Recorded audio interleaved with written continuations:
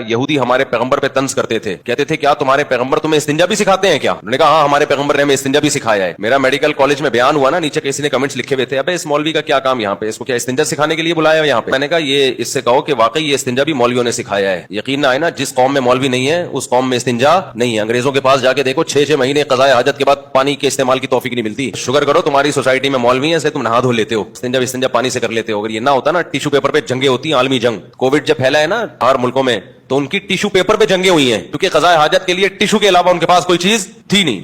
ہمارے مسلمان دوست مسلم ہیں, وہ کہنے لگے یار مجھے ہنسی آتی تھی تو یہ پانی کا استعمال کر لو نا. کہہ رہے نہیں پانی نہیں بھائی, پتہ نہیں کسی بزرگ نے وصیت کی ہے کہ پانی استعمال کیا تو پتہ نہیں کیا ہو جائے گا. شکر کرو مولوی تمہاری سوسائٹی میں جو تمہیں غسل کے حکام, وضو کے حکام, غسل جنابت اور استنجا کے حکام بچپن سے ہی سکھا دیتا ہے تمہیں. تو میڈیکل کالج میں ہم استنجا سکھانے نہیں گئے تھے, لیکن اگر مولویوں کو آپ نے بالکل ہی سوسائٹی میں پرے کر دیا نا, تو استنجا سکھانے والا بھی تمہیں کوئی نہیں ملے گا.